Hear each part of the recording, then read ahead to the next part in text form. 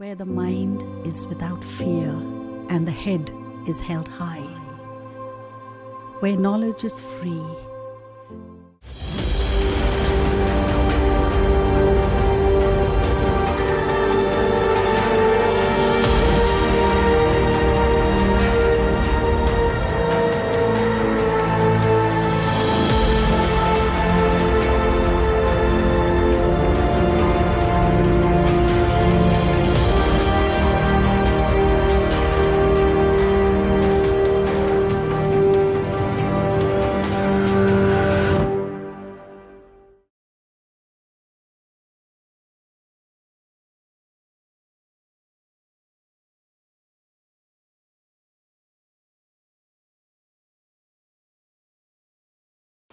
প্রিয় ছাত্রছাত্রী, আশা করি সকলে ভালো আছো। আমি জাকির হোসেন, মালদা রেলওয়ে স্কুলের ফিজিক্সের টিচার। এই যে সংকটজনক পরিস্থিতি করোনার জন্য তৈরি হয়েছে, তো অনলাইন ব্যবস্থার মাধ্যমে যে পঠন পাঠন চালু আছে, এই কারণে মালদা জেলা প্রশাসন এবং শিক্ষা দপ্তরের কাছে আমরা ঋণী। তো আমার আজকের বিষয় হলো এম্পিয়ারের বদ্ধপথের সূত্র। তো এম্পিয়ারের বদ্ধপথের সূত্র কি? যে যদি এরকম একটা চৌম্বক ক্ষেত্র থাকে কোনো একটা জায়গায়, তো চৌম্বক ক্ষেত্রের মধ্যে একটা বদ্ধ পথ আছে, মনে করো এরকম একটা বদ্ধ পথ আছে, ক্লোজড পাথ। যদি বদ্ধ পথ থাকে, এই বদ্ধ পথের প্রতিটা বিন্দুতে, মনে করো এরকম একটা বিন্দু নিলাম পি। এই পি বিন্দুতে চৌম্বক ক্ষেত্রের মান যদি এরকম হয়, বি, মনে করো বি এরকম আছে, আর এখানে স্পর্শক টানলে এটা ডিএল বুঝাবে। এটার যদি অল্প অল্প অংশ কল্পনা করা যায়, তো একটা ডিএল লেংথ, এই লেংথটা, তো এখানে লেংথের অভিমুখ কোন দিকে হবে? খুব ক্ষুদ্র পথ যদি কল্পনা করি, তো লেংথের অভিমুখ এদিকে হবে ডিএল। তো এদের মধ্যবর্তী কোণ যদি থিটা হয়, তো এদের ডট প্রোডাক্ট হচ্ছে, যেহেতু বি ভেক্টর রাশি আর ডিএল ভেক্টর রাশি, তাহলে এদের মানে ডট প্রোডাক্ট হচ্ছে বি ডট ডিএল। এটা হচ্ছে ডট গুণ। তো এর ইন্টিগ্রাল, এর ইন্টিগ্রেশন হচ্ছে বি ডট ডিএল, আর এখানে এরকম চিহ্ন দিয়ে বলবো যে ক্লোজড পাথে হচ্ছে ইন্টিগ্রেশনটা। তো এটাকে আমরা লাইন ইন্টিগ্রাল বলি, বা চৌম্বক ক্ষেত্র ভেক্টরের রেখা সমাকল। এটাকে বলবো চৌম্বক ক্ষেত্র ভেক্টরের রেখা সমাকল। তাহলে চৌম্বক ক্ষেত্র ভেক্টরের রেখা সমাকল হচ্ছে বি ডট ডিএল। তাহলে বি ডট ডিএল কীভাবে নিলাম আমরা? তো এখানে বি এর অভিমুখ একটা যে কোনো দিকে থাকবে, এদিকে থাকতে পারে, এদিকে থাকতে পারে, যে কোনো দিকে থাকতে পারে। তো মনে করো পি বিন্দুতে বি এর অভিমুখ এই দিকে, আর এখানে যদি একটা ক্ষুদ্র পথ নেই, বদ্ধপথের মধ্যে একটা অংশ নেই ডিএল, তাহলে এখানে স্পর্শক টানতে হবে, সেটা হচ্ছে ডিএল। আর বি আর ডিএল এর মধ্যবর্তী কোণ থিটা, তাহলে এদের ডট গুণ হচ্ছে বি ডট ডিএল। আর এর ইন্টিগ্রেশন যদি টানি, তাহলে এটা হচ্ছে রেখা সমাকল। কার রেখা সমাকল? চৌম্বক ক্ষেত্র ভেক্টরের রেখা সমাকল। তো এম্পিয়ারের বদ্ধপথের সূত্র হচ্ছে, যদি এই বদ্ধপথের মধ্য দিয়ে আই কারেন্ট প্রবাহিত হয়, আই কারেন্ট প্রবাহিত হয়, এটা স্টেডি কারেন্ট হতে হবে, স্থির প্রবাহ। এই প্রবাহটা যদি সময়ের সঙ্গে সঙ্গে পরিবর্তন না হয়, তাহলে এম্পিয়ারের বদ্ধপথের সূত্র হচ্ছে যে কোনো চৌম্বক ক্ষেত্রে যদি আমরা একটা বদ্ধপথ কল্পনা করি, তাহলে বদ্ধপথের প্রতিটা বিন্দুতে রেখা সমাকলের মান হচ্ছে ওই বদ্ধপথের মধ্য দিয়ে প্রবাহিত প্রবাহ মাত্রার মিউ জিরো গুণ হবে, বা মিউ জিরো গুণ প্রবাহ মাত্রা হবে।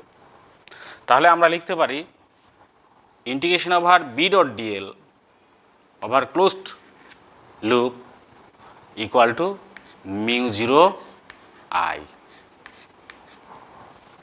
এটা যদি এই পাকটা যদি এনটা পথ থাকতো, তাহলে মিউ জিরো এন আই হয়ে যেত, কারণ একটা পাকের জন্য আই, তাহলে এন সংখ্যক পাকের জন্য হতো n I, mu zero N I.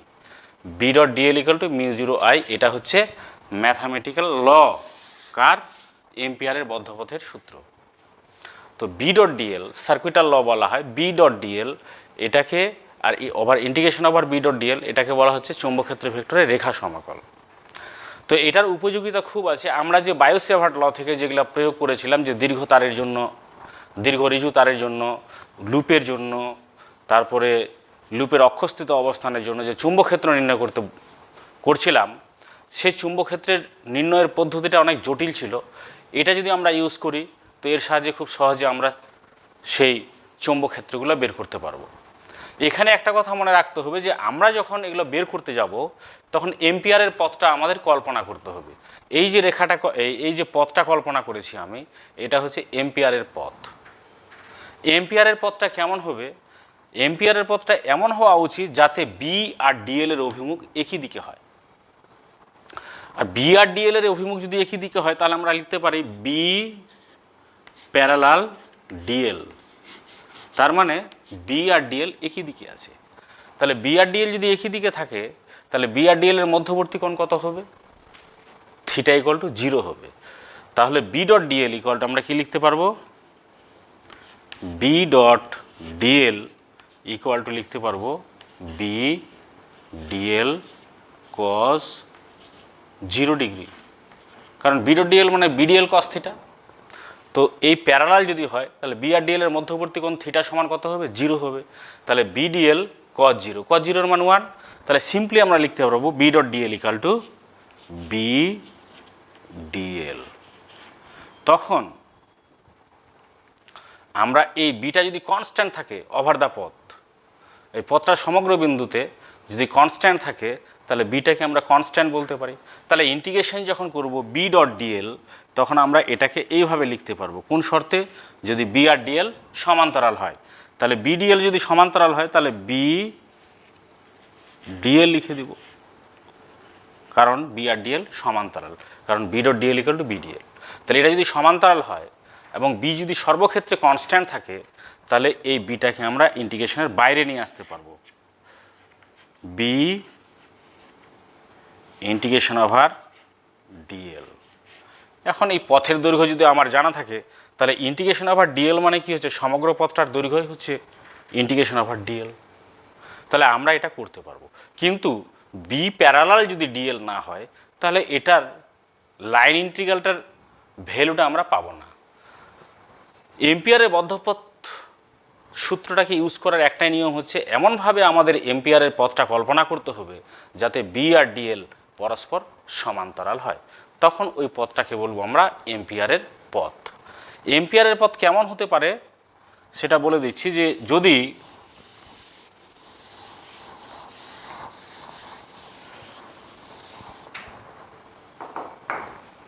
ধরো আমাদের সরু তারের জন্য বের করতে হবে, সরু এবং ঋজু তারের জন্য চৌম্বক ক্ষেত্র বের করতে হবে। এখান থেকে তারটা থেকে আর দূরত্বে পি বিন্দুতে বের করতে হবে মনে করো। তাহলে এই এম্পিয়ারের বদ্ধপথটা কেমন হবে? এম্পিয়ারের বদ্ধপথ হবে বৃত্তাকার, আর এর অক্ষ দিয়ে এমনভাবে আঁকতে হবে যে অক্ষতে যাতে এর কেন্দ্র দিয়ে তারটা যায় আর বৃত্তের তলটার লম্বভাবে তারটা থাকে, পরিবাহীটা লম্বভাবে থাকে। এটা কেন করছি? এটা করার কারণ হচ্ছে যে এখানে যদি আমরা এই অংশটা নিই ডিএল, তাহলে ডিএল এর অভিমুখ হচ্ছে এর স্পর্শক বরাবর, এটা ডিএল, আর এটার জন্য চৌম্বক ক্ষেত্র এই দিকে হবে, কারণ আমরা জানি তারের বাঁদিকে কি হয়? ক্রস হয়। তাহলে চৌম্বক ক্ষেত্র এরকম যদি বৃত্তাকার বৃত্তটা এরকম থাকে আর তারটা যদি এই অনুভূমিক তলে বৃত্তটা থাকে তাহলে স্পর্শকটা এরকম হবে, আর তারের জন্য যে চৌম্বক ক্ষেত্র ওই স্পর্শকের দিকেই হবে। তাহলে এক্ষেত্রে বি আর ডিএল সমান্তরাল হবে। তাহলে এক্ষেত্রে কি করতে হবে? তারটাকে অক্ষ ধরে এই যে এটা যদি ও বিন্দু নিই, ওপি ব্যাসার্ধের একটা বৃত্ত আঁকতে হবে। ওই বৃত্তটাকে বলবো তখন আমরা এম্পিয়ারের পথ। আর ওই পথের অভ্যন্তরের মানে ওই পথের ভিতর দিয়ে আই তড়িৎ প্রবাহ মাত্রা হচ্ছে, আই প্রবাহ হচ্ছে। তাহলে আমরা ইউজ করতে পারবো এই সূত্রটা, B dot DL equal to μ0 I. বলা হচ্ছে কোনো চৌম্বক ক্ষেত্রে যদি একটা বদ্ধপথ কল্পনা করা হয় তাহলে বদ্ধপথের প্রতিটা বিন্দুতে চৌম্বক ক্ষেত্র ভেক্টরটির পথ সমাকলের মান বা রেখা সমাকলের মান প্রবাহ মাত্রার মিউ জিরো গুণ হবে। তো মিউ জিরো হচ্ছে, এটা যদি শূন্য মাধ্যম হয় বা বায়ু মাধ্যম হয় তখন আমরা এখানকার মিউ জিরো ধরতে পারবো। এবার যদি এরকম হয়, তো আমরা প্রথমে করব এটার ইউজ প্রথমে করব দীর্ঘ পরিবাহীর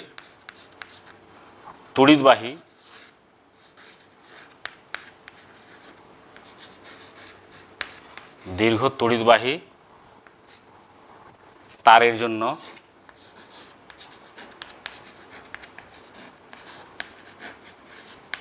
চৌম্বক ক্ষেত্র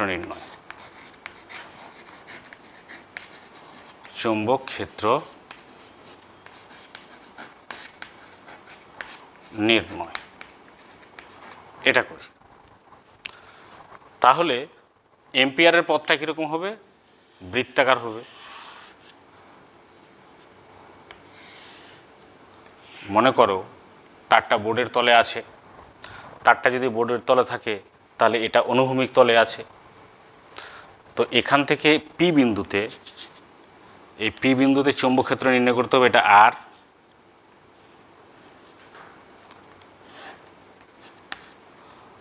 এটা বি এবং এটা ডিএল অভিমুখ এইদিকে, মানে বি প্যারালাল ডিএল।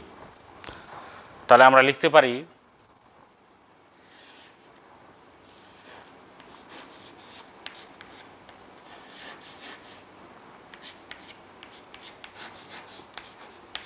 এটা লিখতে পারবো, কারণ এটা দিয়ে আই তড়িৎ প্রবাহ হচ্ছে। আর বৃত্তের ব্যাসার্ধ কত? আর। এই বৃত্তটার ব্যাসার্ধ আর। তাহলে আমরা বলবো তারটিকে অক্ষ ধরে আর ব্যাসার্ধের পি বিন্দুগামী একটা বৃত্ত কল্পনা করা হলো। এই বৃত্তটা হচ্ছে এম্পিয়ারের পথ। তাহলে আমরা লিখতে পারবো B dot DL equal to mu zero I. আর যেহেতু বি প্যারালাল ডিএল, অতএব আমরা এটাকে লিখতে পারবো B DL mu zero I. B বাইরে নিয়ে আসলে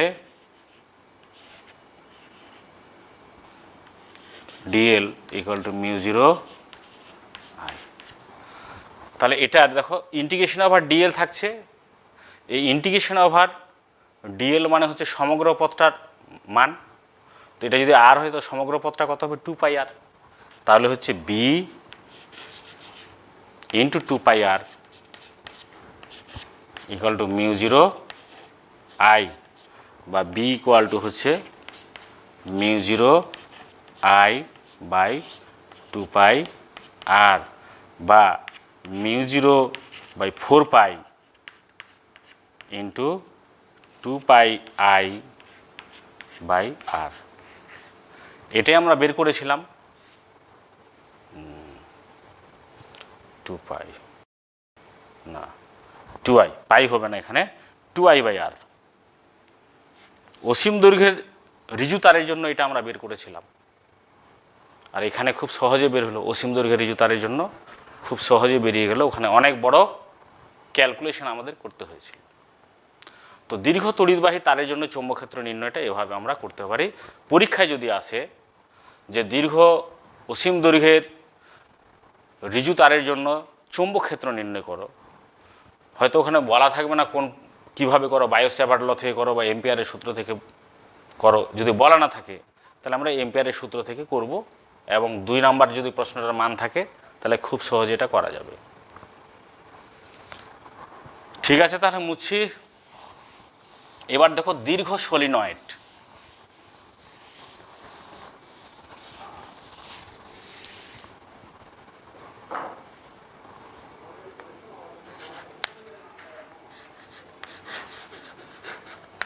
দীর্ঘ সলিনয়েডের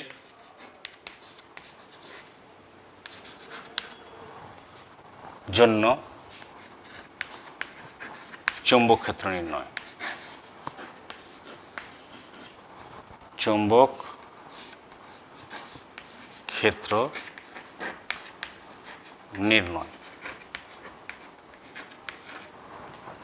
দীর্ঘ সলিনয়েডের জন্য চুম্বক ক্ষেত্র নির্ণয় করতে হবে। প্রথমে জানতে হবে যে সলিনয়েড কাকে বলে। যদি একটা অপরিবাহীর দণ্ড থাকে, এরকম অপরিবাহী দণ্ড, কাঠের হতে পারে, রাবারের তৈরি দণ্ড হতে পারে, শক্ত কোনো যদি দণ্ড হয় অপরিবাহী, আর অন্তরিত তার, অন্তরিত মানে যার গায়ে আচ্ছাদন দেওয়া আছে, অন্তরিত তামার তার হলে ভালো হয়। অন্তরিত তামার তারকে যদি এর দৈর্ঘ্যের অভিলম্বভাবে জড়ানো হয়, খুব ঘনভাবে এইভাবে করে জড়ানো হয়, তাহলে আমরা এটাকে সলিনয়েড বলবো।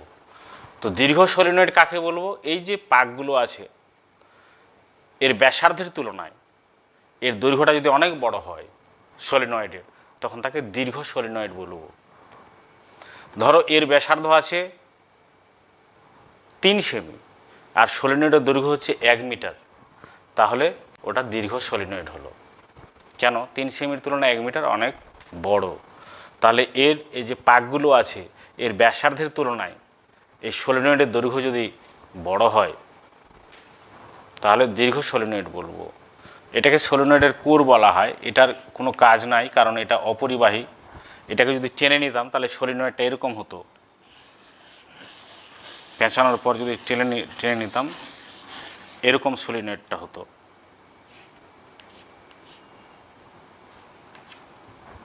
তো আমরা জানি এই সলিনয়েডটা অসংখ্য লুপ দিয়ে তৈরি আছে।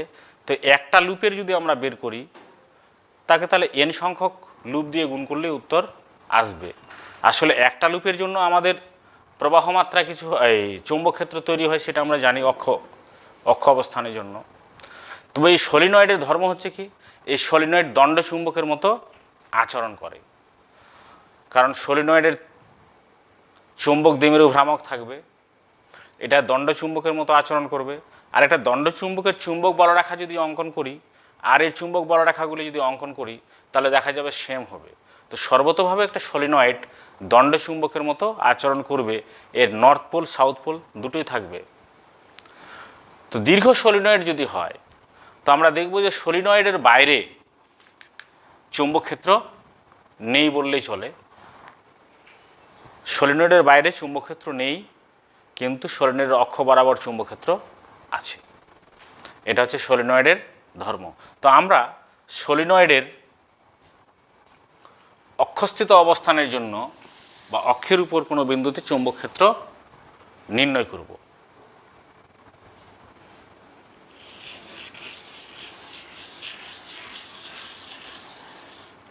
সলিনয়েডের অক্ষ বরাবর এটা রেখা কল্পনা করলাম। এটা হচ্ছে এম্পিয়ারের বদ্ধপথ এ বি সি ডি।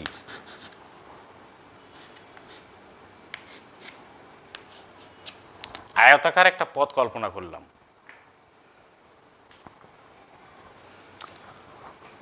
এবার আমরা জানি এখানে চৌম্বক ক্ষেত্রের অক্ষ বরাবর বি এর মান আর ডিএল প্রতি ক্ষেত্রে একই দিকে আছে, কিন্তু এই বিসি বরাবর বি যদি এদিকে হয় তো ডিএল এদিকে, অর্থাৎ বি আর ডিএল এর মধ্যবর্তী কোণ 90 ডিগ্রি। আর সিডি বরাবর চৌম্বক ক্ষেত্র নেই বললেই চলে, কারণ এটা অনেক বাইরে আছে। বাইরে সলিনয়েডের জন্য চৌম্বক ক্ষেত্র 0 হয়, আবার এটা 90 ডিগ্রি আছে। ফলে আমরা যদি এটাকে ইউজ করি এভাবে, এম্পিয়ারের সূত্রটাকে, এটা কি বরাবর করব? বদ্ধপথ এ বি সি ডি বরাবর করব। ফলে আমরা এর নিচে লিখে দেব A B C D B dot DL equal to μ0। দেখো এখানে কত হবে? এনআইটা যে লিখবো μ0 আই লিখব, তো শুধু আই যদি লিখি তাহলে আমাদের ভুল আসতে পারে। এখানে কি লিখতে হবে আমাদের? এই সলিনয়েডটার একটা দৈর্ঘ্য ধরি, সলিনয়েডের দৈর্ঘ্যের প্রতি একক দৈর্ঘ্যে পাক সংখ্যা হচ্ছে এন। প্রতি একক দৈর্ঘ্যে পাক সংখ্যা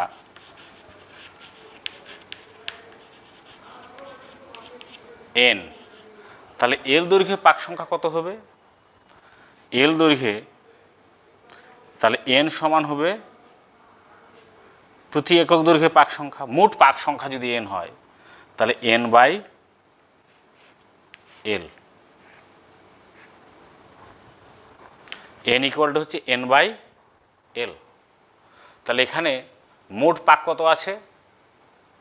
টোটাল এন, এটা মোট পাক সংখ্যা এন বড় হাতের, আর ছোট হাতের এনটা হচ্ছে প্রতি একক দৈর্ঘ্যে পাক সংখ্যা, প্রতি একক দৈর্ঘ্যে পাক সংখ্যা স্মল এন। তাহলে স্মল এন ইকুয়াল টু হচ্ছে ক্যাপিটাল এন বাই এল, যেখানে এলটা হচ্ছে সলিনয়েডের মোট দৈর্ঘ্য। তাহলে এখানে এরকম কটা লুপ আছে? এন সংখ্যক লুপ আছে বড় হাতের। তাহলে একটা লুপে যদি তড়িৎ প্রবাহ মাত্রা আই হয়, তাহলে এন সংখ্যক লুপে তড়িৎ প্রবাহ মাত্রা কত হবে? N I. তাহলে এটা হবে মিউ জিরো এন আই। এখন এটাকে আমরা বিস্তৃতি করতে পারি, কারণ এটা A B B dot dl plus BC B dot dl plus CD B dot dl plus DA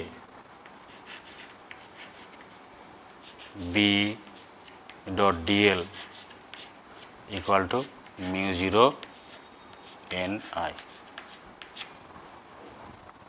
ABCD, তাহলে এবি বরাবর হচ্ছে এতটা, বিসি বরাবর এতটা, সিডি বরাবর এতটা, আর ডিএ বরাবর এতটা। কিন্তু এই দুটো টার্ম দেখো, বিসি বরাবর আর ডিএ বরাবর চৌম্বক ক্ষেত্র ভেক্টর এদিকে আর ডিএল এদিকে, অর্থাৎ বি আর ডিএল এর মধ্যবর্তী কোণ 90 ডিগ্রি। তাহলে কজ 90 ডিগ্রি মান শূন্য হবে, অতএব বি ডট ডিএল ভেনিস হয়ে যাবে, এরা থাকবে না। তাহলে আমার থাকলো এটা আর এটা, এই দুটো জিনিস থাকলো।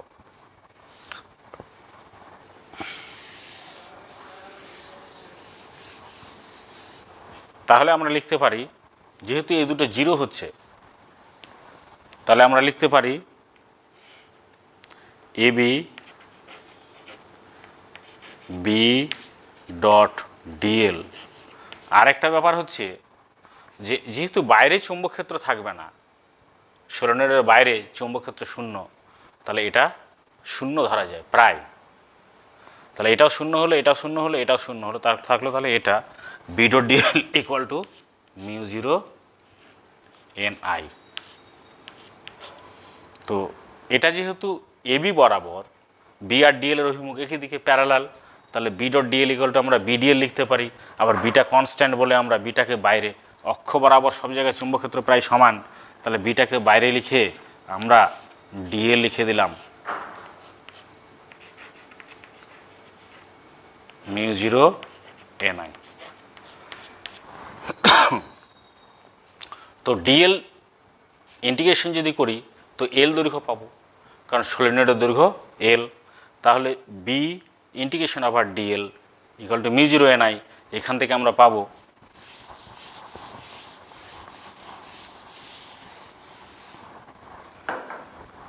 B into L equal to mu zero N I, বা B equal to mu zero N I by L.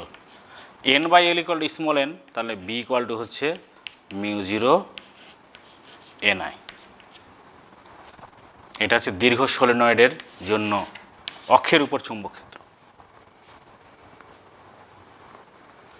তাহলে এম্পিয়ারের বদ্ধপথের সূত্র ব্যবহার করে আমরা খুব সহজেই করতে পারি। মনে রাখবো, এম্পিয়ারের বদ্ধপথের সূত্র ব্যবহার করা যাবে যদি আইটা কনস্ট্যান্ট থাকে আর বি সর্বক্ষেত্রে কনস্ট্যান্ট থাকে। তাহলে আমরা খুব সহজে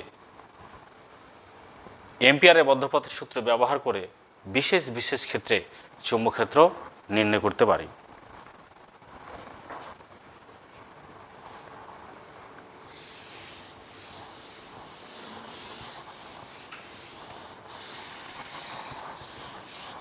এবার টরয়েডের জন্য চৌম্বক ক্ষেত্র নির্ণয় করব। টরয়েড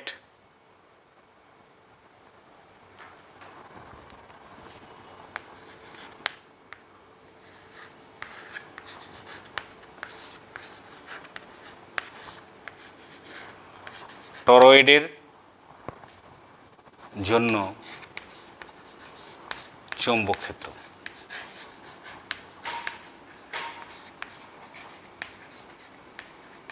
টরয়েড কাকে বলবো? একটা দীর্ঘ সলিনয়েডকে যদি আমি বৃত্তাকারে আকার করে দিই দীর্ঘ সলিনয়েডকে, তাহলে সেটা টরয়েড হলো। অথবা একটা যদি এরকম কোনো অপরিবাহী দণ্ড থাকে, এই দণ্ডকে এরকম বৃত্তাকারে যদি বাঁক দেওয়া যায় আর তার উপর যদি আমরা পেঁচাতে থাকি,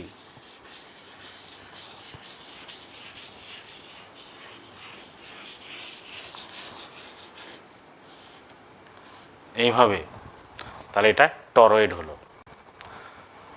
আসলে টরয়েড হচ্ছে অন্তবিহীন একটা সলিনয়েড। সলিনয়েডকে যদি আমরা বৃত্তাকারে পেঁচিয়ে দিই, বাঁকিয়ে দিই, তাহলে টরয়েডের আকার নেবে। এই টরয়েডের জন্য চৌম্বক ক্ষেত্র নির্ণয় করতে হবে। তাহলে আমরা কি করব? এই যে টরয়েডের এটা অক্ষ, যার উপর কোর আর কি, অক্ষ নয় মজ্জা, যার উপর পেঁচানো আছে তারটা, এই বরাবর যদি একটা আমরা এম্পিয়ারের পথ কল্পনা করি, অক্ষ বলতে পারি, অক্ষ বরাবর যদি একটা আমরা কল্পনা করতে পারি পথ, এম্পিয়ারের পথ, তাহলে দেখা যাবে এর প্রতি ক্ষেত্রে বি আর ডিএল এর অভিমুখ একই দিকে হবে। তো এইরকম যদি একটা অংশ আমরা ভাবি, এখানে এখানে যদি ভাবি, তো এই দিকে যদি বি হয়, তো ডিএলও এই দিকে হবে। এই অংশটা ডিএল, এটা ডিএল, আই তড়িৎ প্রবাহ মাত্রা হচ্ছে। তাহলে দেখা যাচ্ছে বি আর ডিএল প্রতি ক্ষেত্রে একই দিকে হবে। তাহলে এর অক্ষটাই হচ্ছে আমার এম্পিয়ারের পথ। আর এম্পিয়ারের পথ যদি হয়, তাহলে বি আর ডিএল এর অভিমুখ একই দিকে হবে। তাহলে আমরা এখানে লিখতে পারি integration over B dot DL equal to mu zero NI. এখানে এনআই কেন ধরলাম? মোট পাক সংখ্যা আছে এন, একক দৈর্ঘ্যে পাক সংখ্যা হচ্ছে স্মল এন, এটা ক্যাপিটাল এন, মোট পাক সংখ্যা। তাহলে যেহেতু দেখা যাচ্ছে প্রতি ক্ষেত্রে এম্পিয়ারের পথে বি আর ডিএল এর অভিমুখ একই দিকে হচ্ছে, তাহলে B dot DL equal to লিখতে পারি বিডিএল। ইন্টিগ্রেশন ওভার তাহলে হবে B DL mu zero NI. এটা কারণটা লিখে দিলাম, যেহেতু বি প্যারালাল ডিএল এম্পিয়ারের পথে, তাহলে বিটা কনস্ট্যান্ট ওভার থাকছে, পথ বরাবর সবসময় B constant, B DL equal to mu zero N I. তো বি আর ডিএল মানে 2 pi R mu zero N I, কারণ ডিএল কতটা মোট পাত কত হবে? 2 পাই আর। তাহলে বি ইকুয়াল টু হচ্ছে mu zero N by 2 pi R into I. যে এন বাই 2 পাই আর একক দৈর্ঘ্যে পাক সংখ্যা, তাহলে স্মল এন হবে। তাহলে বি ইকুয়াল টু হচ্ছে মিউ জিরো এন আই। তাহলে টরয়েডের জন্য আর সলিনয়েডের জন্য চৌম্বক ক্ষেত্র একই হচ্ছে। আসলে টরয়েড হচ্ছে অন্তবিহীন সলিনয়েড। এখানে সলিনয়েড আর টরয়েড ফর্মুলাটা একই আসছে, ফলে টরয়েডও একটা দণ্ডচুম্বকের মতো আচরণ করবে। তাহলে চুম্বকত্ব চ্যাপ্টারে এম্পিয়ারের বদ্ধপতির সূত্র আমরা জেনেছি, বায়ো-স্যাভার্ট ল জেনেছি, আর জেনেছি যে কোনো পরিবাহী চৌম্বক ক্ষেত্রে অবস্থান করলে তার উপর মোট বল কত হয়। আমরা জানি যে কোনো পরিবাহী যদি চৌম্বক ক্ষেত্রে অবস্থান করে, তাহলে মোট বল এফ ইকুয়াল টু হচ্ছে বি আই এল, যেখানে বি হচ্ছে চৌম্বক ক্ষেত্র, আই হচ্ছে প্রবাহ মাত্রা ওই পরিবাহীর মধ্য দিয়ে, এল হচ্ছে পরিবাহীর লেংথ। এটা কখন হবে? যদি বি আর এল এর মধ্যবর্তী কোণ 0 হয়, 90 ডিগ্রি হয়, 90 ডিগ্রি হয়, বি আর এল এর মধ্যবর্তী কোণ 90 ডিগ্রি হয়। ফ্লেমিংয়ের বামহস্ত নিয়ম থেকে এই এফ এর মানটা আমরা পেয়ে যাই। আর গতিশীল আধানের জন্য কতটা বল হয় সেটাও আমরা জেনেছি, তড়িৎ চৌম্বক দ্বিমেরু সম্বন্ধেও জেনেছি। তাহলে আজকে স্পেশাল এক দুটা ক্ষেত্র আমি করিয়ে দিই। যে একটা পরিবাহী লুপ যদি চৌম্বক ক্ষেত্রে থাকে তাহলে সে কতটা বল অনুভব করবে। আয়তাকার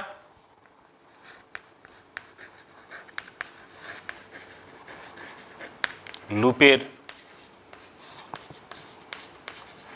উপর ক্রিয়াশীল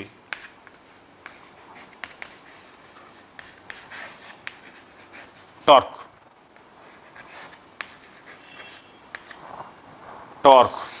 তো তোমরা জানো যে টর্ক কাকে বলে। একজোড়া সমান্তরাল বল যদি ভিন্ন বিন্দুতে ক্রিয়াশীল হয় তখন তাকে টর্ক বলা হয়। আর টর্ক সবসময় ঘূর্ণন প্রবণতার সৃষ্টি করে, টর্ক রোটেশন করায়। বল আর টর্কের মধ্যে কিছু সাদৃশ্য আছে, বল এফ আর টর্ক টাও, এর মধ্যে সাদৃশ্য হচ্ছে যে বল লিনিয়ার মোশন করাবে, রৈখিক গতি সৃষ্টি করবে, আর টর্ক ঘূর্ণন গতি সৃষ্টি করবে। এফ ইকুয়াল টু আমরা লিখতে পারি M A, mass time acceleration, অর্থাৎ ভর ইন্টু ত্বরণ, বল সমান। আর টর্ক টাও সমান লিখতে পারি আই আলফা, যেখানে আই হচ্ছে জড়তা ভ্রামক, আলফা হচ্ছে কৌণিক ত্বরণ। এই দুটোর মধ্যে মিল আছে। এটা দ্বিতীয় সূত্র, এটাও দ্বিতীয় সূত্র নিউটনের। এটা বলের ক্ষেত্রে, রৈখিক গতির ক্ষেত্রে, এটা ঘূর্ণন গতির ক্ষেত্রে। তো কতটা টর্ক হচ্ছে একটা আয়তাকার লুপ যদি চৌম্বক ক্ষেত্রে অবস্থান করে তার উপর কত টর্ক হবে সেটা আমরা খুব সহজে বের করতে পারি। দেখা যাক এটা কেমন হয়। মনে করো একটা চুম্বকের শক্তিশালী অশ্বক্ষুরাকৃতি চুম্বক আছে, যার এন মেরু এখানে আছে, এস মেরু এখানে আছে। তো এন থেকে এসের দিকে বড় রেখাগুলো যাবে, আর এই চৌম্বক ক্ষেত্রটা যেখানে আছে এর এর একটা আয়তাকার লুপ এখানে অবস্থান করছে।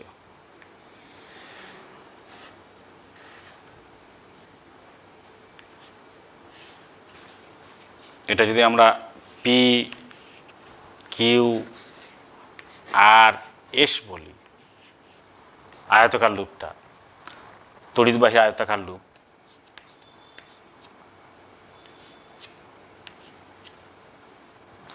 তো এই আয়তাকার লুপের ভিতর দিয়ে তড়িৎ প্রবাহ হচ্ছে। বলরেখাগুলো এমনভাবে আছে যে পিকিউ চৌম্বক বলরেখাগুলো এরকম আছে,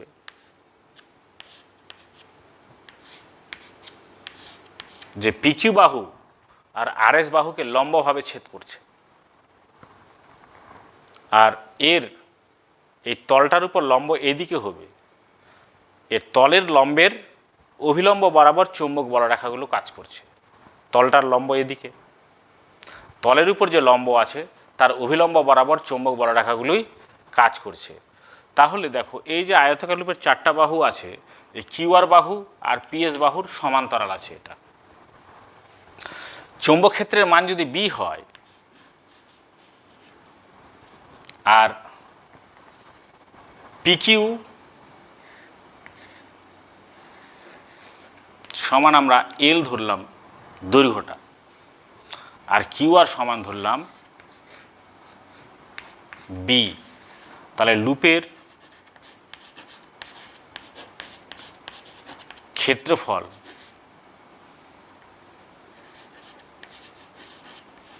ক্ষেত্রফল হবে এ সমান এল বি।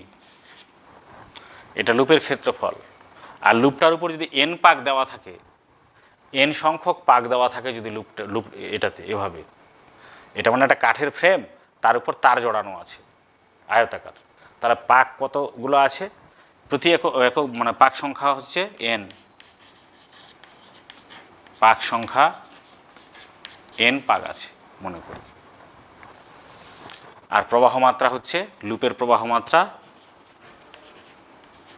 লুপ প্রবাহ আই। তাহলে দেখো এটার সাথে যেহেতু লম্ব আছে, এই যে আমরা এফ সমান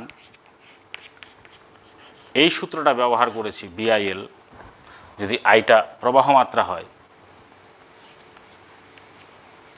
তো বি আর এল এর মধ্যবর্তী কোণ 90 ডিগ্রি হলে বিএল হবে। তাহলে এখানে 90 ডিগ্রি আছে, তাহলে এটা একটা বল অনুভব করবে আর এই বাহুটা একটা বল অনুভব করবে। তাহলে এই বাহুর উপর প্রযুক্ত বল কত হবে? পিকি বাহুর উপর প্রযুক্ত বল F1 হবে বি, চৌম্বক ক্ষেত্রের মান হচ্ছে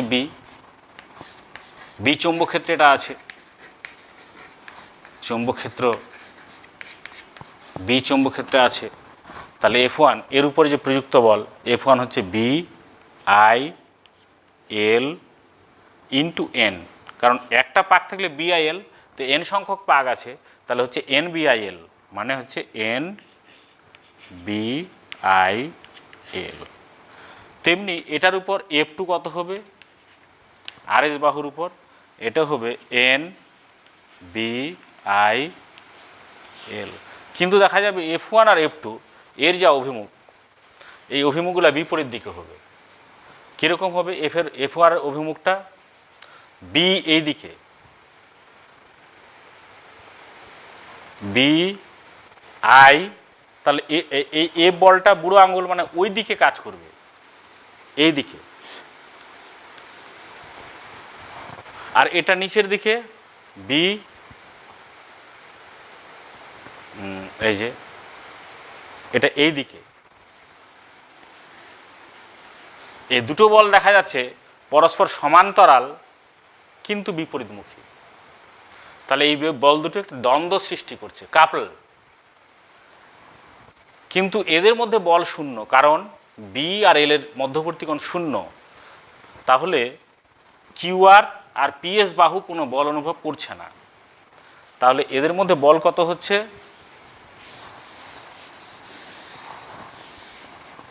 কিউআর পিএস বাহু কোনো বল অনুভব করছে না, এই কারণে যে আমরা এফ সমান জানি B I L sine theta. Theta হচ্ছে বি আর এল এর মধ্যবর্তী কোণ, তো বি আর এল এর মধ্যবর্তী কোণ কিউআর আর পিএস বাহুতে শূন্য, ফলে কিউআর আর পিএস বাহু কোনো বল অনুভব করে না।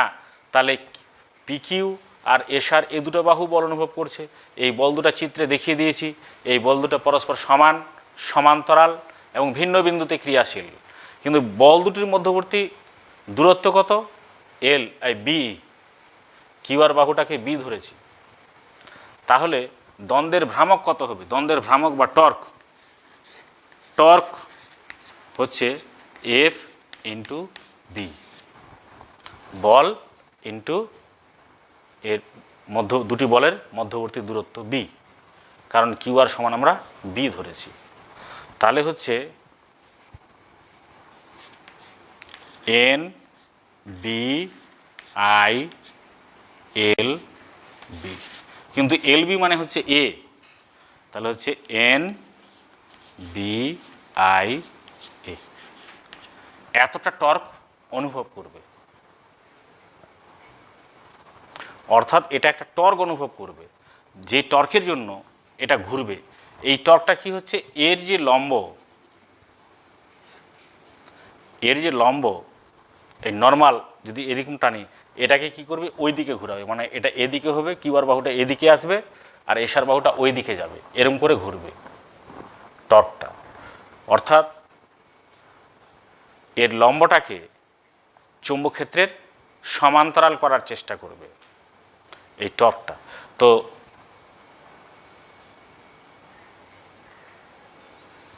টর্ক হচ্ছে ভেক্টর রাশি। এটাকে যদি ভেক্টর আকারে লিখি তাহলে টর্কটাকে লেখা যাবে টর্ক টাও সমান আমরা লিখতে পারবো এন আই এ, একটা ভেক্টর এন আই এ, এই আকারে লিখতে পারবো N I A into B. তো এর আগের চ্যাপ্টারে মানে এর আগের দিন আমি করিয়েছিলাম এনআইএ মানে হচ্ছে চৌম্বক ভ্রামক এম বি, তাহলে টর্ক ইকুয়াল টু হচ্ছে এনআইএ মানে এম, চৌম্বক ভ্রামক এম ইন্টু বি, বা টর্ক টাও ইকুয়াল টু হচ্ছে mb sin থিটা।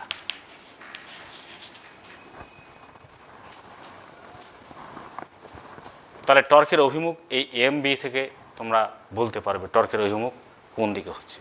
অর্থাৎ আয়তাকার লুপ সুষম চৌম্বক ক্ষেত্রে যদি রাখা যায় তাহলে সে একটা টর্ক অনুভব করবে।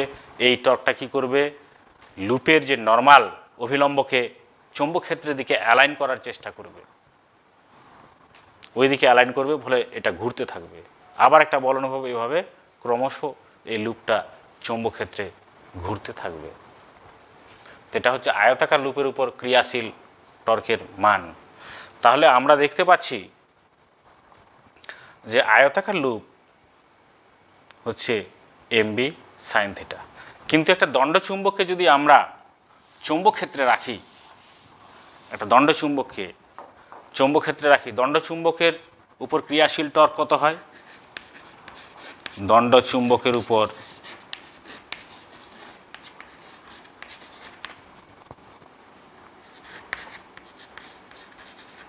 ক্রিয়াশীল টর্ক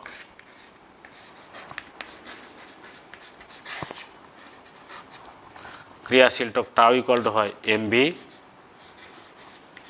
sin থিটা। তাহলে আমরা দেখতে পাচ্ছি আয়তাকার লুপ দণ্ডচুম্বকের মতো আচরণ করে। এর আগের দিন আমরা দেখিয়েছিলাম যে বৃত্তাকার লুপ দণ্ডচুম্বকের মতো আচরণ করে। ফলে আমরা বলতে পারি যে কোনো পরিবাহী লুপ, যে কোনো আকারের পরিবাহী লুপ হয়, তার ভিতরে যদি তড়িৎ প্রবাহ হয় সে দণ্ডচুম্বকের মতো আচরণ করবে, অর্থাৎ তার চৌম্বক ভ্রামক থাকবে। তোমাদের এটাও বলেছিলাম যে চুম্বকত্বের মূল কারণ হচ্ছে চৌম্বক ভ্রামক। আর চৌম্বক ভ্রামক কেন তৈরি হচ্ছে আমরা দেখতে পাচ্ছি তড়িৎ প্রবাহের জন্য। ফলে চুম্বকত্বের মূল কারণ হচ্ছে তড়িৎ প্রবাহ। আমরা যদি কোনো পরমাণুর দিকে তাকাই, পরমাণুতে ইলেকট্রনগুলো ঘুরে বিভিন্ন তলে ঘুরে একটা লুপ সৃষ্টি করে। এই লুপগুলো চৌম্বক ক্ষেত্রে এই চৌম্বক ভ্রামকের জন্য দায়ী। ফলে যে কোনো পরমাণুতে অসংখ্য চৌম্বক ভ্রামক আছে। এই চৌম্বক ভ্রামকগুলো বিভিন্ন দিকে থাকার জন্য মোট চৌম্বক ক্ষেত্র শূন্য হচ্ছে, ফলে তারা চুম্বকত্ব প্রকাশ পাচ্ছে না। কিন্তু কিছু কিছু পদার্থের মধ্যে কি হচ্ছে, বাহ্যিক চুম্বক ক্ষেত্র দিলে তারা অ্যালাইনমেন্ট হয়ে যায় এবং তার চুম্বক ধর্ম প্রকাশ পায়, যেমন লোহা, নিকেল, কোবাল্ট। তাহলে আমরা দেখতে পাচ্ছি যে চুম্বকত্বের মূল কারণ দুটি, একটা হচ্ছে তড়িৎ প্রবাহ আর একটা হচ্ছে ইন্ট্রিনসিক ম্যাগনেটিক মোমেন্ট। এই দুটি কারণে চুম্বকত্ব সৃষ্টি হয়।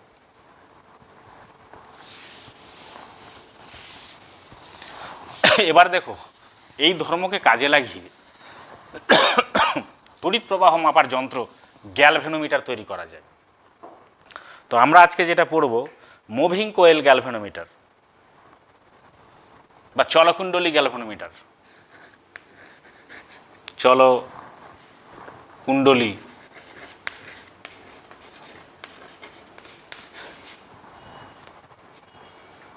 চলকুণ্ডলী গ্যালভ্যানোমিটার।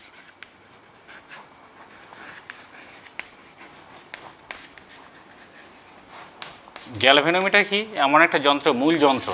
এই গ্যালভ্যানোমিটারকে আমরা এমিটারে রূপান্তরিত করতে পারি, আর গ্যালভ্যানোমিটারকে আমরা ভোল্টমিটারে রূপান্তরিত করতে পারি। এমিটার তড়িৎ প্রবাহ মাপে, ভোল্টমিটার বিভব প্রভেদ মাপে। তাহলে মূল যন্ত্র হচ্ছে গ্যালভ্যানোমিটার। তো গ্যালভ্যানোমিটার অনেক রকমের আছে। এখানে আমরা চলকুণ্ডলী গ্যালভ্যানোমিটার সম্বন্ধে পড়ব, কারণ এই গ্যালভ্যানোমিটারে যে কুণ্ডলীটা থাকে সেটাই নড়াচড়া করে, মুভিং করে। এইখানে এর নাম হচ্ছে moving coil galvanometer. Moving coil গ্যালভ্যানোমিটার।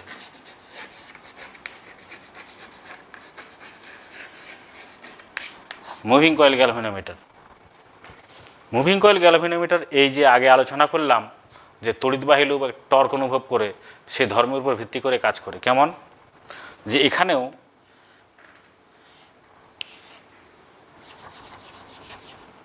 একটা অশ্বক্ষুর আকৃতির চুম্বকের দুটা বাহু আছে এন, দুটা মেরু আছে এস। এর মাঝখানে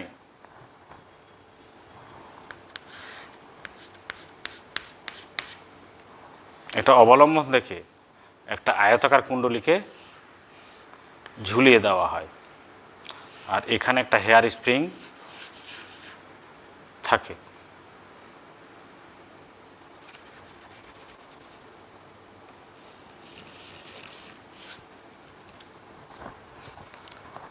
এটা হচ্ছে আমাদের আয়তাকার কুণ্ডলী, এর ভিতর দিয়ে তড়িৎ প্রবাহ হয়। এটাও কাঠের বা কোনো অপরিবাহীর উপর অনেকগুলো পাক দেওয়া থাকে এটাতে। আর এটা একটা অবলম্বন থেকে ঝুলছে, অবলম্বন এটা রজ্জু, এটা বা সুতা। এই সুতাটা এখানে ফসফর ব্রোঞ্জ দিয়ে তৈরি হয়, পরিবাহী সুতা, যার ভিতর দিয়ে তড়িৎ প্রবাহ হয়। আর এটা ফসফর ব্রোঞ্জ দিয়ে তৈরি হওয়ার জন্য এটার দুটো ধর্ম প্রকাশ পায়। একটা হচ্ছে এটা তড়িৎবাহী হয়, আর দ্বিতীয়ত হচ্ছে এর মানে মোচড় গুণাঙ্কটা অনেক বড় বেশি হয়। এই কারণে এখানে ফসফর ব্রোঞ্জ ব্যবহার করা হয়।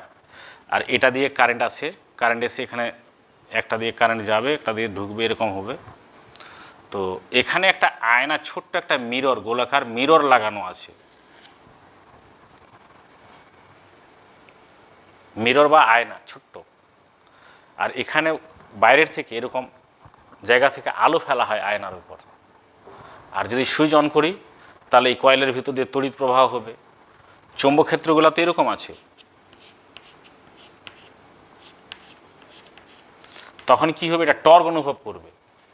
এ যদি টর্ক অনুভব করে তখন এটা ঘুরবে, এরকম করে ঘুরবে, কারণ এখানে অভিলম্ব টানলে অভিলম্বটা ওই দিকে অ্যালাইন করার চেষ্টা করবে, ওকে ঘোরাবে। তো এটা যদি ঘুরে যায় তাহলে সঙ্গে সঙ্গে সুতাটাও ঘুরবে। সুতা যদি ঘুরে যায় আয়নাটাও ঘুরবে। তো আয়না কী করবে, রিফ্লেকশন করবে লাইটটাকে। তো লাইটটা, এটা যদি না ঘুরতো তো এখানে রিফ্লেকশন করে কি ব্যাক করতো লাইটটা এরকম একটা জায়গার উপর। কিন্তু যেহেতু এটা ঘুরে যাবে তখন এটা এরকম আসবে না, এটা এরকম গিয়ে একটা অন্য জায়গায় পড়বে। এই ডিফ্লেকশনটা, লাইটের ডিফ্লেকশন কত হচ্ছে, এটা লিনিয়ার স্কেলে যদি মাপি তাহলে আমরা মাপতে পারবো কতটা ডিফ্লেকশন হচ্ছে। তাহলে এই মিররটার কাজ হচ্ছে রিফ্লেক্টর। এর লম্বভাবে আলো ফেলা হয়। যখন আলো ফেলাবো আর এখানে সুইচ দিব তখন এটার ভিতর দিয়ে কারেন্ট প্রবাহের জন্য এটা টর্ক অনুভব করবে। টর্ক অনুভব করলে এটা ঘুরে যাবে। এরকম করে যখনই ঘুরবে আয়নাটা ঘুরে যাবে। আমরা জানি আপতিত রশ্মি যদি থিটা কোণে ঘুরে তাহলে প্রতিফলিত রশ্মিও 2 থিটা কোণে ঘুরে যাবে।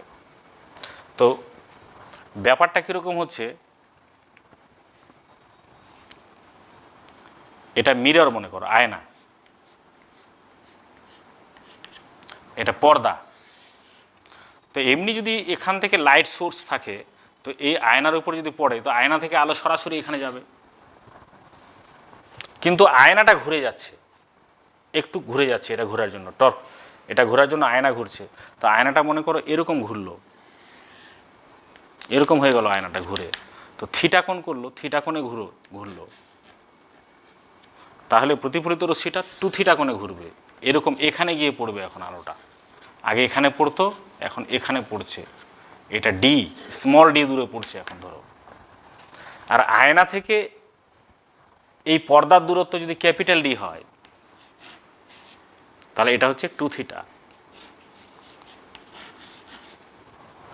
2 থিটা কোণ হচ্ছে তৈরি। তাহলে আমরা লিখতে পারি D by d equal to 2 theta. তাহলে D equal to 2 theta d. ফলে থিটা মেজার করতে পারবো আমরা, বা থিটা ইকুয়াল টু হচ্ছে ডি বাই 2 ডি। থিটা কোণটা মেজার করতে পারবো আর কি। থিটা কত হচ্ছে ওখান থেকে, থিটা ইকুয়াল টু হচ্ছে ডি বাই 2 ডি। অর্থাৎ এই থিটা কোণটা মাপতে পারবো কিভাবে, যদি আমি এখান থেকে আলোটা কত দূরে পড়লে, এটা স্কেল বড়, খুব সহজে মাপতে পারবো কত দূরে পড়ছে ডি। আর পর্দা থেকে এই আয়নার দূরত্ব, এখানে যে পর্দাটা লাগানো থাকবে, স্কেলটা যেখান থেকে লাইটটা এর উপর ফেলা হবে, তো এর দূরত্ব আমার জানা আছে। এই দুটো দূরত্ব জানা থাকলে থিটা আমরা পেয়ে যাব। এখন আমরা জানি এর উপর ক্রিয়াশীল টর্ক কত হবে, এটা আমরা জানি। এই লুপের ক্ষেত্রফল যদি এ হয় আর চৌম্বক ক্ষেত্র যদি বি হয় তাহলে এর উপর ক্রিয়াশীল টর্ক টাউ ইকুয়াল টু হবে এন বি আই এ। এতটা টর্ক হবে। এই টর্কের জন্য এটা ঘুরে যাবে। এটা যখন ঘুরে যাবে তাহলে এটা মোচড় খাবে, এই সুতোটা মোচড় খাবে অথবা হেয়ার স্প্রিংটা মোচড় খাবে। ফলে ওকে কী করবে, আগের অবস্থায় ফিরিয়ে আনতে চাইবে, প্রত্যানয়ন করতে চাইবে, রেস্টোর করতে চাইবে আগের অবস্থায়। তাহলে এর উপরে একটা রেস্টোরিং ফোর্স কাজ করবে। রেস্টোরিং টর্ক, প্রত্যানয়ক টর্ক কাজ করবে। এই প্রত্যানয়ক টর্ক টাউ ড্যাশ, কার প্রত্যানয়ক টর্ক? এই ফসফর ব্রোঞ্জ সুতার প্রত্যানয়ক টর্ক টাউ ড্যাশ আমরা হবে সি থিটা। সি কি জিনিস? মোচড় গুণাঙ্ক। একক কোণের জন্য মোচড় গুণাঙ্ক হচ্ছে সি। যে থিটা কোণে ঘুরছে তাহলে মোট মোচড় টর্ক কত হচ্ছে? C theta. তাহলে সি হচ্ছে কি? একক কোণের জন্য উৎপন্ন টর্ক, বা এটাকে মোচড় গুণাঙ্ক বলা হয়। তাহলে সাম্যাবস্থানে কি? একে ওই দিকে ঘোরাতে চাচ্ছে অ্যান্টি ক্লকওয়াইজ, আর এটা ওকে আবার আগের অবস্থায় ফিরিয়ে আনতে চাচ্ছে। এই দুটো পরস্পর টর্ক যখন সমান এবং বিপরীতমুখী হবে তখন এটা সাম্যাবস্থায় এক জায়গায় গিয়ে থাকবে। যদি এটা বেশি হয় তাহলে এটা ঘুরতেই থাকবে, আর এটা যদি এটা তো বেশি হতে পারে না, ওটা হলে এটা হবে। কিন্তু এমন সময় হবে যে দুটো সমান হয়ে যাবে। দুটো যদি সমান হয় তাহলে একটা কোণে বিক্ষিপ্ত হয়ে থেকে যাবে ও। তাহলে আমরা লিখতে পারি যে N B I A equal to C theta. তাহলে আই সমান হচ্ছে C by N B A theta. এই ইকুয়েশন থেকে আমরা দেখতে পাচ্ছি যে প্রবাহ মাত্রা থিটার সমানুপাতিক, কারণ এটা তো কনস্ট্যান্ট একটার জন্য।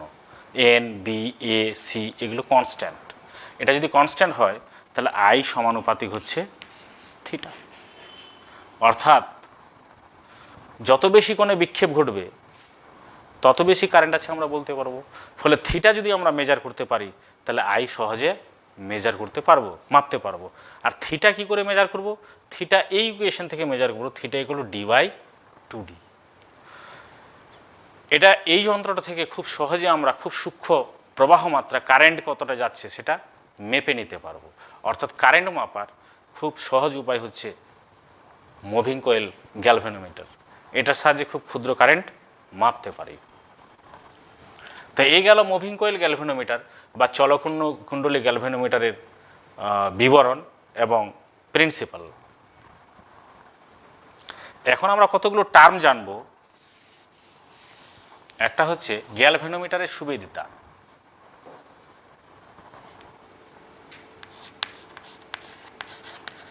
গ্যালভানোমিটারের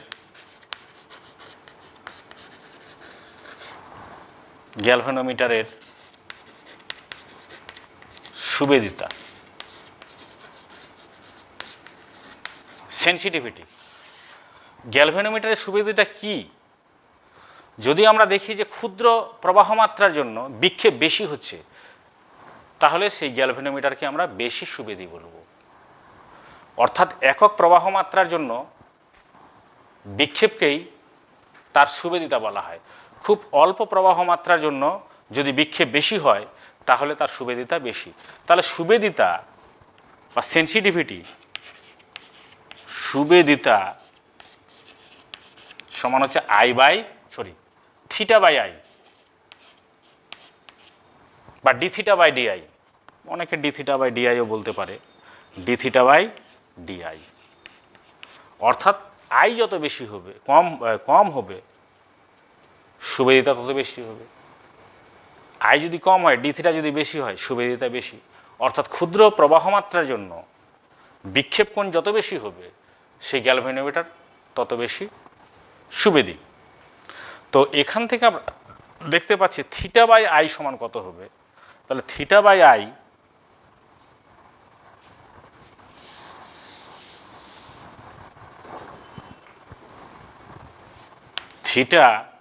আই সমান হচ্ছে তাহলে NBA বাই সি। তার মানে সুবিদিতা বাড়াতে গেলে পাক সংখ্যা বেশি দিতে হবে আয়তাকার কুণ্ডলীটাতে, চৌম্বক ক্ষেত্রের মান বেশি হতে হবে, আর আয়তাকার কুণ্ডলী ক্ষেত্রফলটাও বড় হতে হবে। এই তিনটা যদি বাড়াই তাহলে সুবিদিতা বাড়বে আর সি কমাতে হবে। কিন্তু দেখো এই তিনটা যদি বাড়ে তাহলে এটা ভর বেশি বেড়ে যাবে, কুণ্ডলীর ভর বেশি বেড়ে যাবে। তো ভর যদি বেড়ে যায় ওটাকে ধরে রাখার জন্য ফসফর ব্রোঞ্জের সুতাটাকে মোটা হতে হবে। কিন্তু মোটা যদি বেশি হয় তাহলে সি এর মানটা আবার বেড়ে যাবে। তাহলে এটা বাড়লে এটাও বাড়বে। ফলে এর সুবিধাটা ইচ্ছামতো বাড়ানো যাবে না, তবে যতটা সম্ভব এটা মোটামুটি বাড়িয়ে সি এর মানটাকে কমাতে হবে, তাহলে সুবিধাটা বাড়বে। তো গ্যালভ্যানোমিটারের সুবিধাটা দুই রকমের হয়, প্রবাহ সুবিধিতা আর বিভব সুবিধিতা। প্রবাহ সুবিধিতা কাকে বলবো? এটাকে আমরা প্রবাহ সুবিধিতা বলতে পারি। আর ক্ষুদ্র বিভবের জন্য গ্যালভ্যানোমিটারের দুই প্রান্তে যদি ক্ষুদ্র বিভব প্রয়োগ করা যায়, তাহলে যে যদি বেশি বিক্ষেপ হয় তাহলে তাকে বিভব সুবিধিতা বলা হয়। তো গ্যালভ্যানোমিটারের সুবিধা দুরকম হতে পারে, প্রবাহ সুবিধিতা আর বিভব সুবিধিতা। তো এই গেল চলকুণ্ডলী গ্যালভ্যানোমিটারের কার্যনীতি। তবে এর সুবিধিতা বলার হচ্ছে যে ইচ্ছামতো এগুলোকে বাড়িয়ে এর সুবিধিতা বাড়ানো যায় না, মোটামুটি একটা এমনভাবে করতে হবে যে এটাও বাড়ানো যায় আর যাতে সুতাটা বেশি মোটা না হয়। সুতা যদি মোটা হয় তাহলে সি এর মানটা বেড়ে যাবে, বেড়ে গেলে সুবিধিতা বাড়ানো যাবে না। সব কিছু বিচার করে দেখা গেছে ফসফর ব্রোঞ্জের এই ধর্মটা আছে, কারণ শুরু হলেও অনেক বেশি ভরকেও ধরে রাখতে পারে এবং তার মোচড় গুণাঙ্ক সি এর মান অনেক বেশি, এর কম। সি যদি কম হয় তাহলে থিটা বাই আই এর পরিমাণটা বাড়বে, অনেক কম তার সি। তো এটা হচ্ছে মুভিং কয়েল গ্যালভ্যানোমিটার।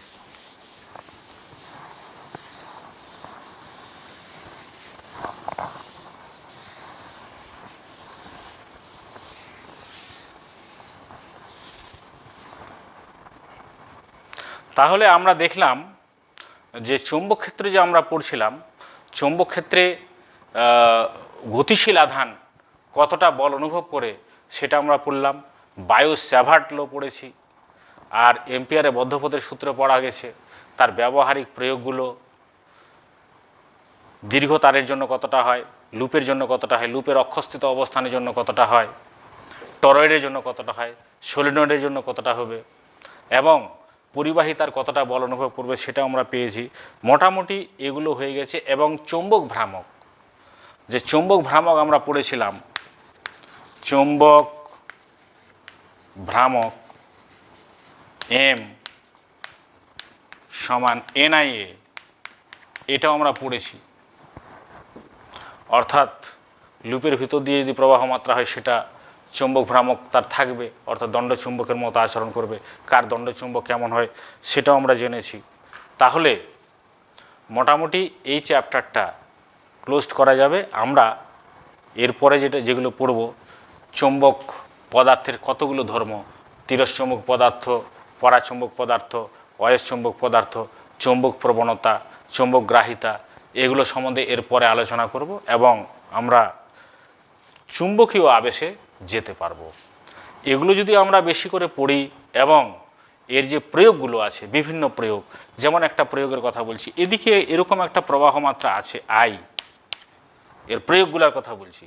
একটা দীর্ঘ তারের ভিতর দিয়ে আই প্রবাহ মাত্রা হচ্ছে, আর এখান থেকে এত দূরে একটা আয়তাকার লুপ আছে যার ভিতর দিয়ে এইভাবে তড়িৎ প্রবাহ হচ্ছে। এই লুপটা এখান থেকে মনে করো এ দূরে আছে, আর এর প্রতিটা বাহুর দৈর্ঘ্য হচ্ছে এ। তাহলে কতটা বল অনুভব করবে এবং বলটা কীরকম হবে তোমরা ভেবে দেখো। সমান্তরাল পরিবাহী যদি হয়, আই প্রবাহ মাত্রা হচ্ছে এর ভিতর দিয়ে, এটা আই, এটা আই ড্যাশ। সমান্তরাল যদি প্রবাহ হয় তাহলে এদের মধ্যে আকর্ষণ বল হবে এবং এই আকর্ষণ বলটা এটাকে এদিকে টানবে, তাহলে এটা বিপরীত প্রবাহ, এটা বিকর্ষণ হবে। তাহলে এদিকে একটা এ বল প্রয়োগ করবে আর এটা ওই দিকেও একটা বল প্রয়োগ করবে, কিন্তু এরা কোনো বল অনুভব করবে না, কারণ এটার অভিলম্ব দিকে এটা আছে, তাহলে এরা কোনো বল অনুভব করবে না, এটা বল অনুভব করবে। তো এটা বল অনুভব করার জন্য কি হবে, এটা আসলে এটা এদিকে এবং এটা এদিকে, তাহলে এটা প্রসারিত হয়ে যাবে, এটা আসলে আস্তে আস্তে বৃত্তাকার রূপ নিতে পারে। তো এর প্রয়োগগুলো আমাদের করতে হবে।